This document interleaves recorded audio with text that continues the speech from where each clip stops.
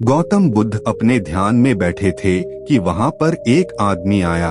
ये आदमी अपने आलसीपने से बहुत ज्यादा परेशान था। आलसी आदमी गौतम बुद्ध से बोला, महात्मा जी मेरी मदद कीजिए, मैं अपने आलस्य से बहुत ज्यादा परेशान हूँ। आप ही कोई उपाय बताइए जिससे मैं आलसीपन से छुटकारा पा सकूं। गौतम बुद्ध ने उस व्यक्ति से कहा, पहले मुझे यह बताओ कि तुम्हें क्यों लगता है कि तुम आलसी हो।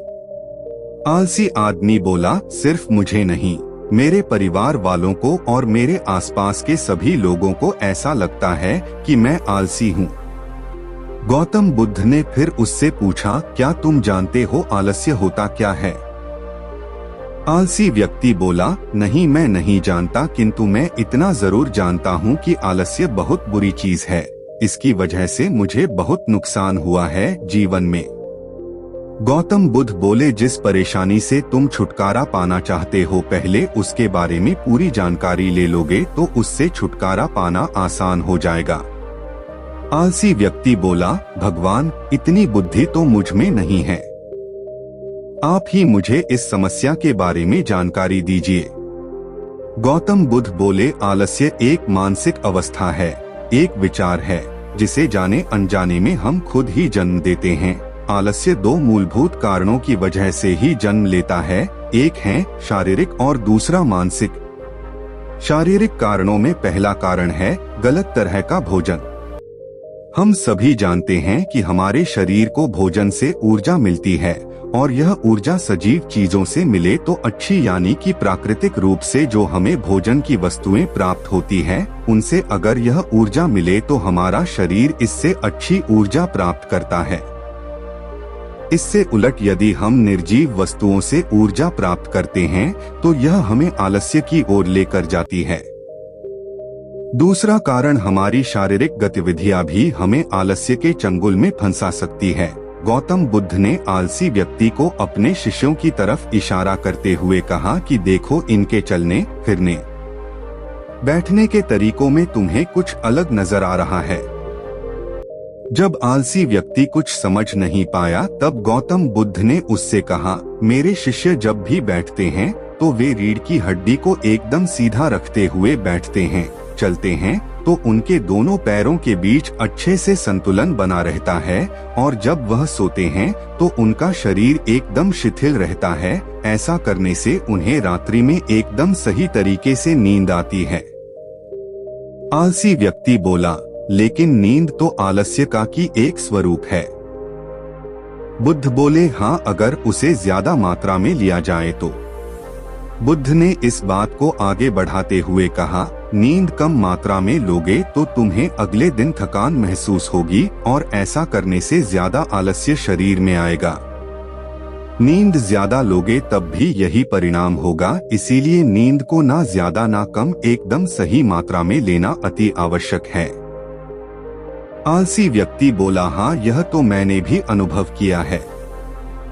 बुद्ध बोले, अब मानसिक कारणों के बारे में जान लो। मानसिक कारणों में सबसे पहले हैं हमारी पुरानी गलत धारणाएं।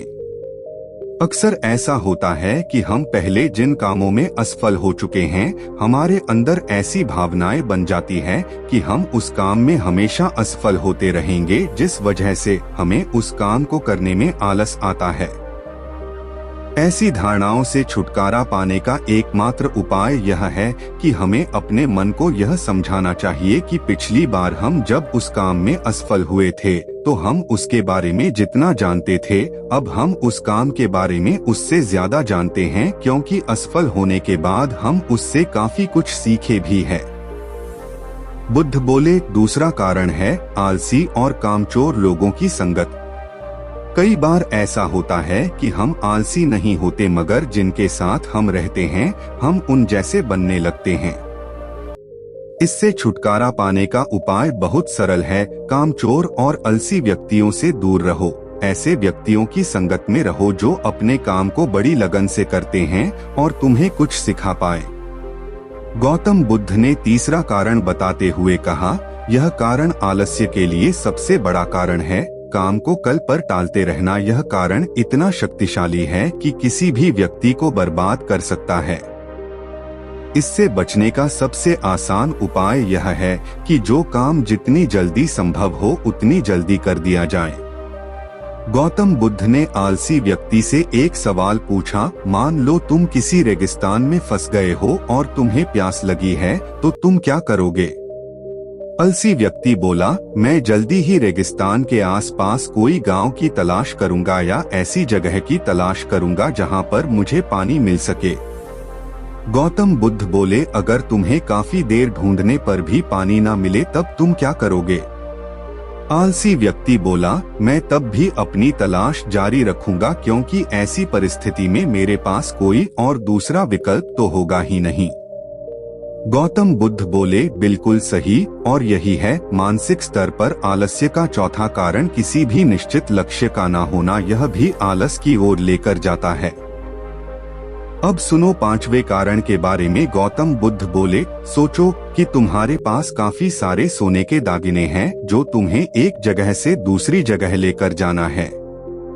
तुम चलते चलते थक जाते हो और किसी पेड़ के नीचे बैठ जाते हो और तभी तुम्हें दूर से तुम्हारी तरफ दौड़कर आ रहे डाकू दिखाई देते हैं।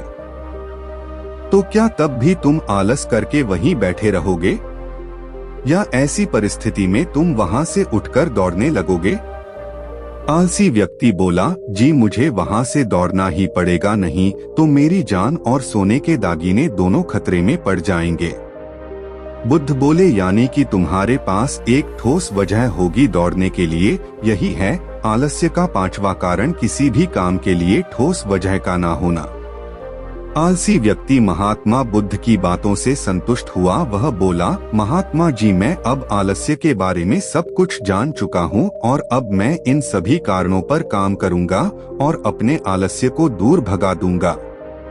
दोस्तों, आशा करता हूँ गौतम बुद्ध और आलसी व्यक्ति की कहानी आपको अच्छी लगी होगी और इसे पढ़ने के बाद अब आप कभी भी जीवन में आलस नहीं करेंगे।